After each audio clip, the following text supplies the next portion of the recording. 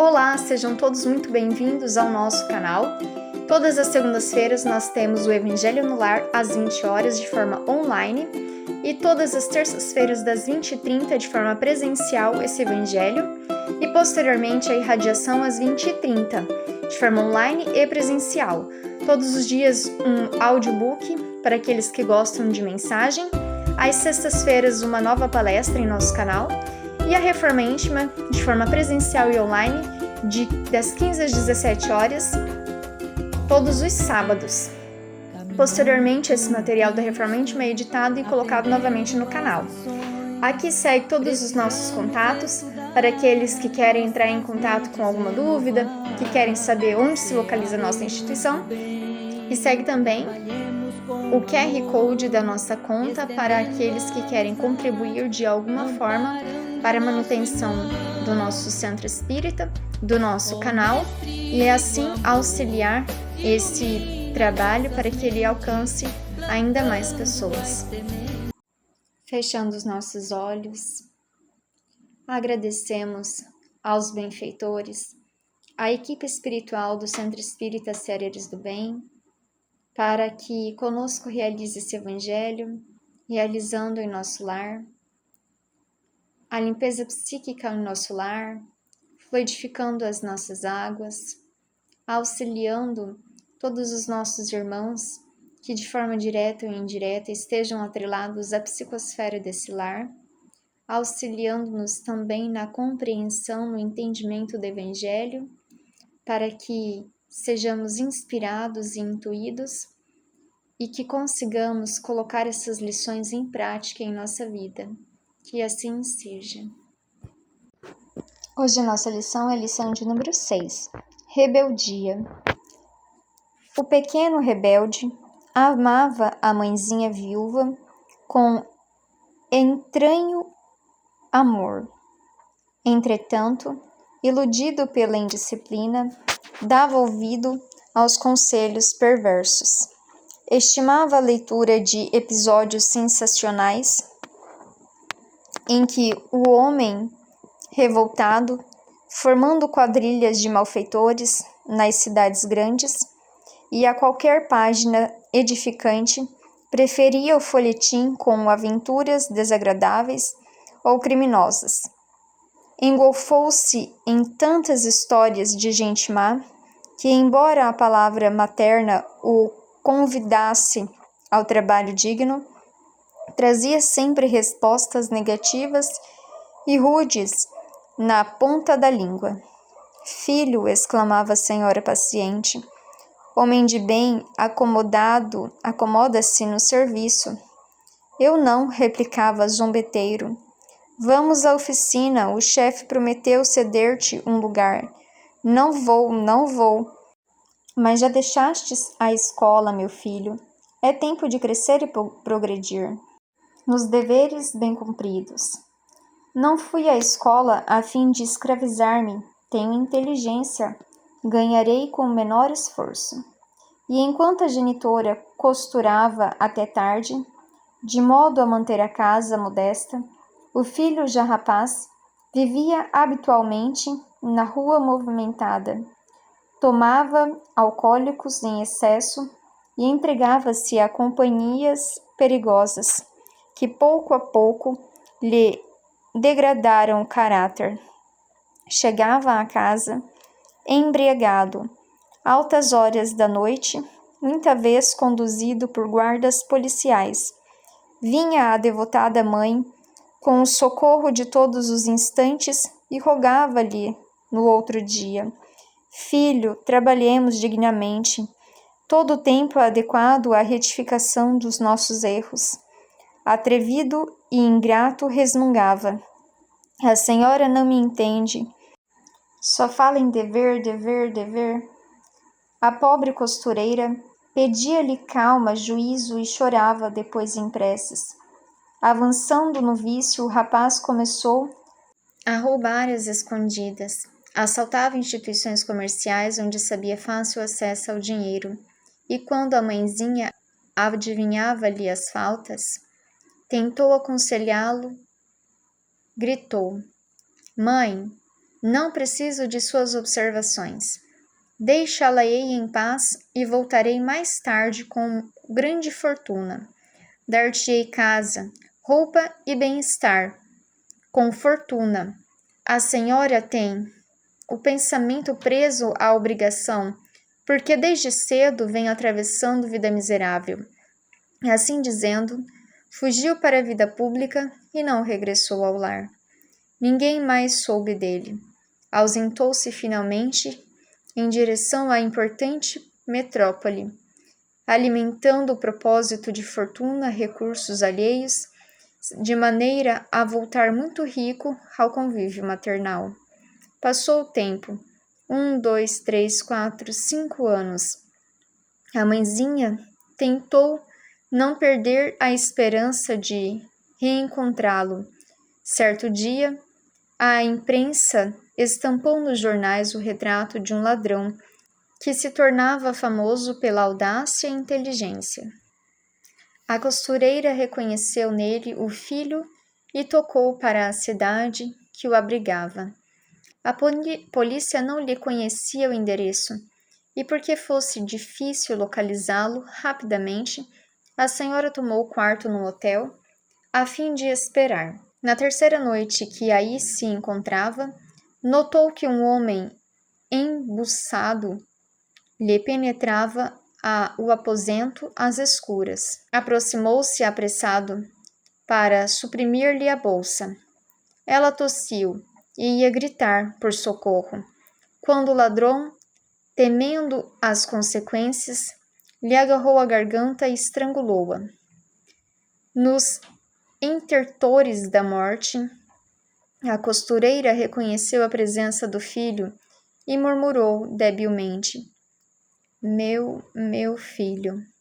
Alucinado, o rapaz lhe fez luz, identificou a mãezinha já morta e caiu de joelhos, gritando de dor selvagem. A desobediência conduzira-o progressivamente ao crime e à loucura. Essa lição foi uma das que mais me comoveu de todos os evangelhos. Hoje nós trataremos sobre uma mãe e um filho. É um tema bastante relevante e importante para nós debatermos no nosso Evangelho no Lar. E o título é Rebeldia, justamente num período em que nós estamos, em que a rebeldia é moda e que ser rebelde é sinônimo de estar bem, ser bacana, e vamos ver que não é bem assim. A rebeldia, ela é uma grande mazela, é uma grande chaga na nossa alma. Como esse filho aqui, ele tinha uma índole rebelde.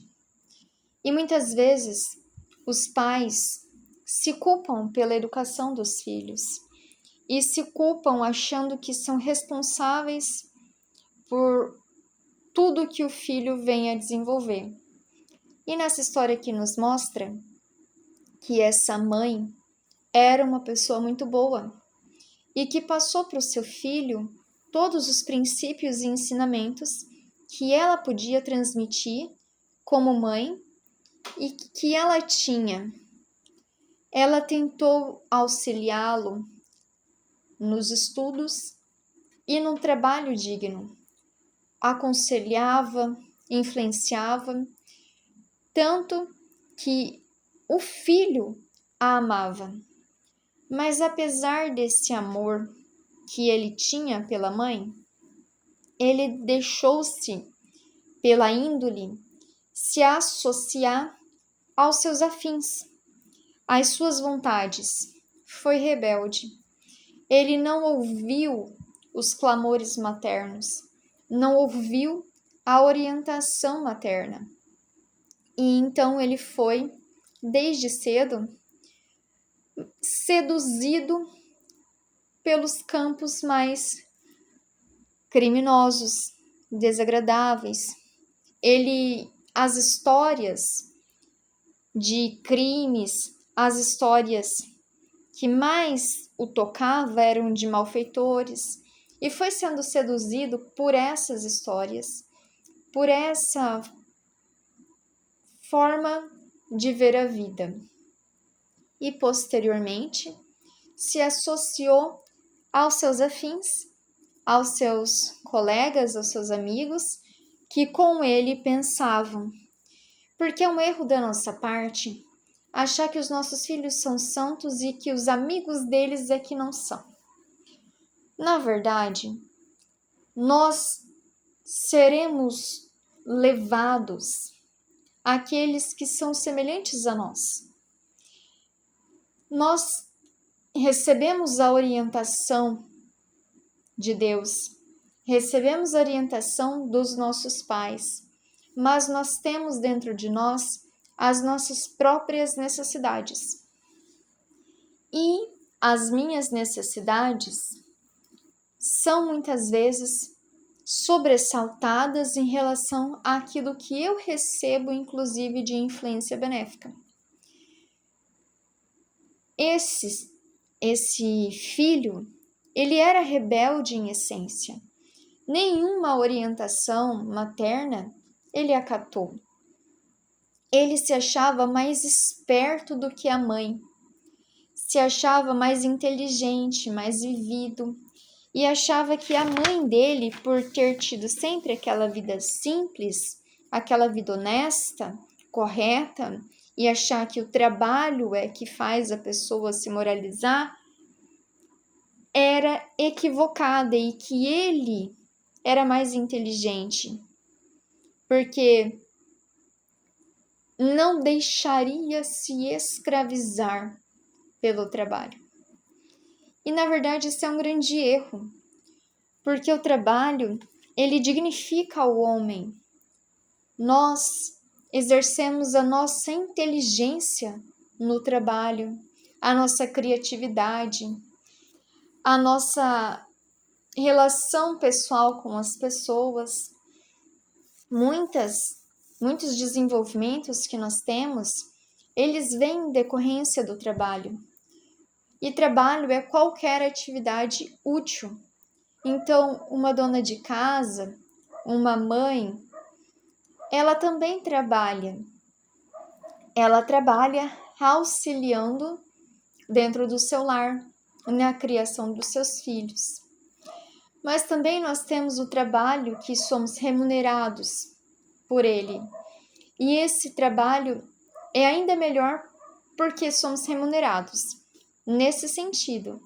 Mas o outro é remunerado também por Deus. Então, o trabalho, ele não é nada pesaroso. É uma crença nossa achar que o trabalho vai de alguma forma nos incapacitar, nos tornar menores, sermos escravizados pelos nossos patrões. E isso é uma construção social equivocada, brasileira, inclusive, porque tem outros países, como por exemplo os Estados Unidos, onde o trabalho é visto de uma outra forma. É visto como o símbolo do sucesso. As pessoas que acordam cedo e que trabalham são as que mais têm sucesso. Tem várias vertentes a respeito dessa construção do trabalho. Mas o que nos cabe aqui? Ver que esse filho achava que ele não tinha que trabalhar. Ele achava que tinha que ganhar a vida explorando seus irmãos. E lembrando que até essa atividade de exploração dos irmãos, ele vai ser, de alguma forma, um trabalho. Mas é um trabalho não digno, porque ele não vai te dar dignidade. Ele vai te dar um retorno financeiro, porque os bens que serão retirados dos seus irmãos, explorados, vai ser convertido, mas ele não vai te edificar. E é muito interessante essa exploração, porque aqui conta a história de um ladrão, de uma única pessoa.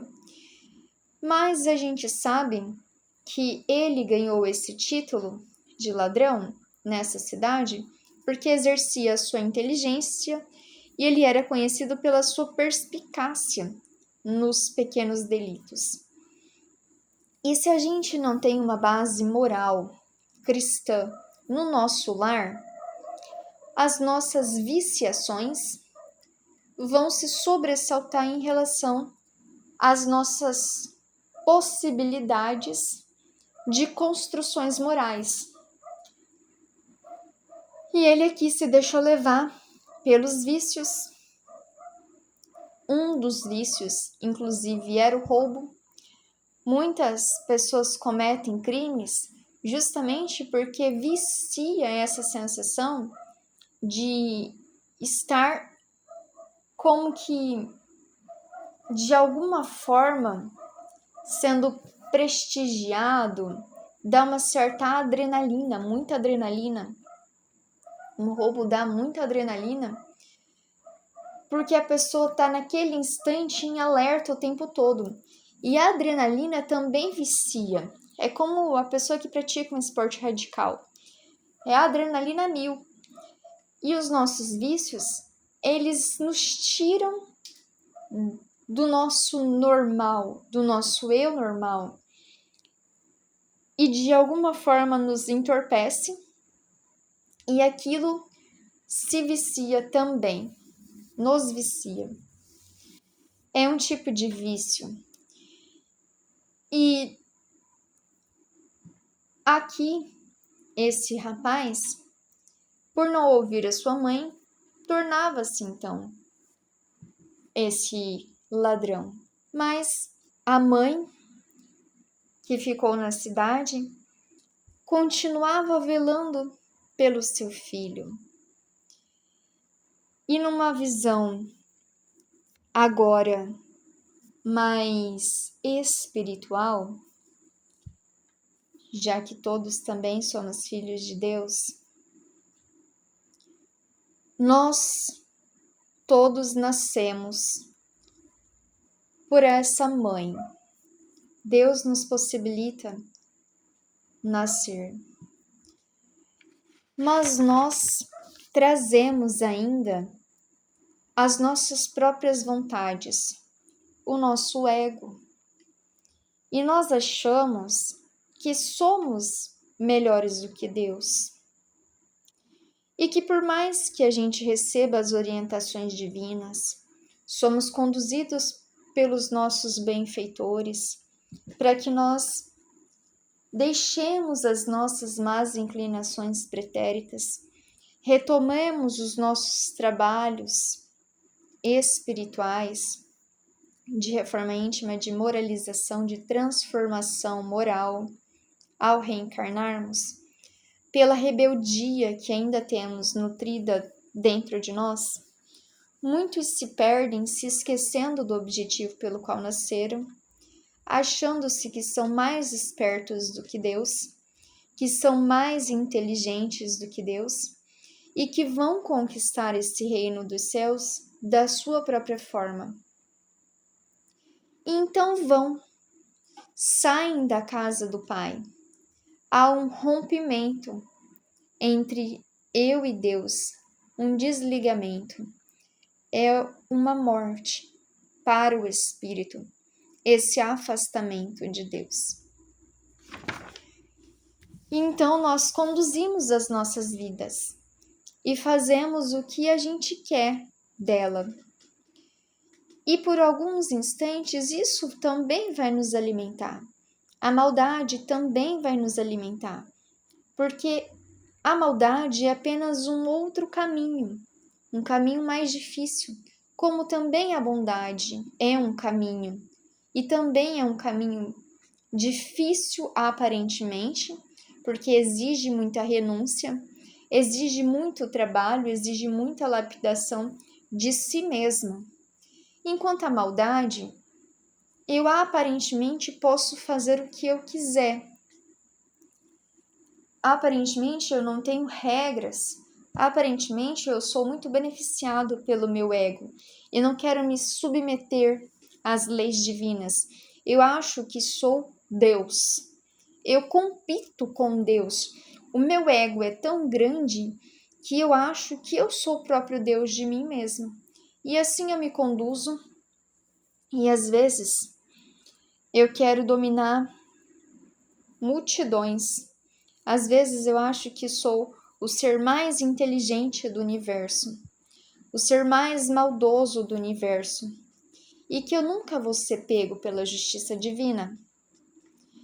E assim eu sigo a minha caminhada. Mas vai chegar um instante em que as histórias se encontram. Aqui aquela mãe, ouvindo que seu filho se tornava famoso, decidiu então ir ao encontro dele, porque há muito tempo não o via. E ele também tinha a esperança de retornar para a casa da mãe, mas do seu jeito, rico, porque assim ele acreditava que seria feliz. Mas quando ele encontra essa mãe, ele acaba por tirar a sua vida dentro da sua própria maldade. O mais interessante desse enredo que Ney Lúcio nos conta é que ele roubava outros, que ele não tinha nenhuma relação afetiva. Ele roubava várias pessoas e não conseguia ser pego nem pela polícia, porque nem a polícia sabia da sua localização. Então a sua mãe fica hospedada num hotel esperando até o momento em que esse filho seria encontrado por ela. Mas ele não reconhece a sua mãe de imediato e vai roubá-la. E quando ele reconhece, já é tarde demais, porque ele já a matou. E ele então enlouquece de culpa. Ele fica alucinado, cai de joelhos e grita de dor selvagem. Assim também somos nós. Os caminhos que a gente vai conduzir, eles vão acontecendo, vão indo. Aparentemente, parece que tudo é maravilhoso sem Deus. Tudo é maravilhoso sem disciplina, sem obediência às leis divinas. Eu não vou tendo consequências imediatas das minhas ações. Eu acho que eu consigo driblar as leis divinas e que eu sou imune a elas. Elas vão afetar a todos, vão chegar a todos, menos a mim, porque eu sou mais esperto, assim o meu ego me diz. Mas vai chegar um instante em que então essa lei me alcançará. E nesse instante, quando me alcançar, eu então tomarei a consciência da loucura em que eu me submeti. Porque todos nós somos filhos de Deus, criados à sua semelhança. Somos o seu potencial de amor. Todos nós caminhamos para o bem. O bem é verdade. Todo aquele que se torna bom, como foi dito na última reforma íntima, ele não retroage mais. Ele não volta mais a se tornar mal. Mas a maldade, pela ilusão que ela causa, eu acho que ela nunca vai me alcançar. E quando eu vejo que tudo que eu caminhei até então, nessa grande ilusão, estava errado, estava equivocado, e que o mais prejudicado fui eu mesmo, isso me deixará em loucura, porque eu vou ver quanto tempo perdi, quantas pessoas que eu amava eu feri de morte.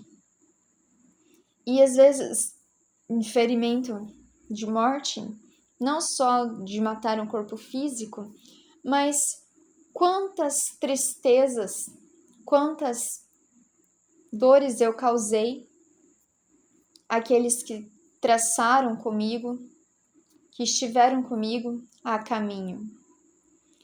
Nas minhas alucinações e nas minhas loucuras, quantos eu prejudiquei. E nesse instante dessa retomada de consciência, é que eu vou perceber as consequências das minhas desobediências. E nesse instante, pela culpa e pelo remorso, que já é um processo de transformação, já é um processo de cura do espírito, é que eu vou me conduzir finalmente ao meu local de origem, que é para a casa do Pai.